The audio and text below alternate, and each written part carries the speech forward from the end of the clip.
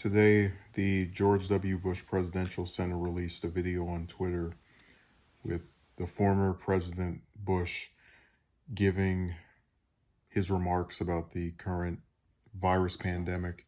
And to be fair, he doesn't say anything I wouldn't necessarily agree with. But as with all of the other liberals, you got to remember what he did in office, and it kind of undercuts a lot of the, calls for whatever the hell.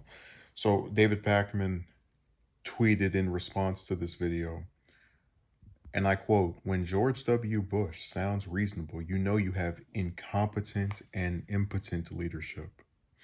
And it's been pretty nice to see some of his followers go in on him for writing that. This person named Leo says, "We've completely lost David." Someone else says, "He's a war criminal. I get what you're saying, David, but I feel like this type of thing helps further the effort of the liberal establishment to rehabilitate these Iraq war hacks. They knew their lies were going to result in the deaths of hundreds of thousands."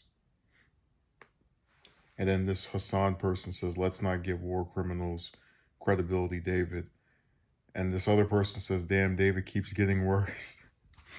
And listen, I've done videos praising David for his opinion on certain things, but one of the reasons people get pissed off when you give positive reception to a lot of these Republicans that are currently not in office or otherwise are retired is because it seems as if you are trying to make rhetoric seem more important than action. So you have a lot of people, and Pakman has been a part of this group, who talk about Trump is unstable and how could he say something like this?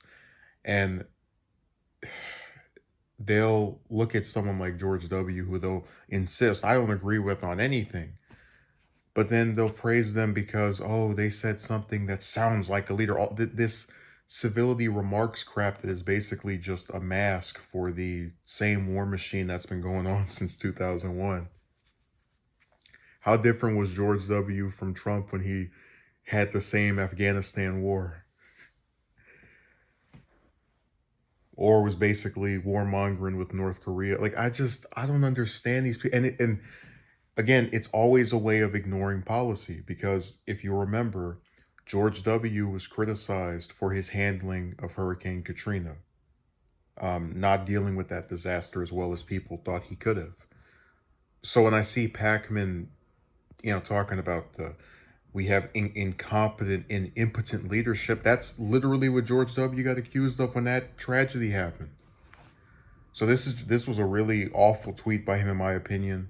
I'm not going to say I disavow him or whatever. It's just, I want people who are actually smart and who I think are to some extent progressive to start acting like it. Don't get swindled by every time one of these people writes a tweet that you think is showing some kind of decency, because it's just a mask.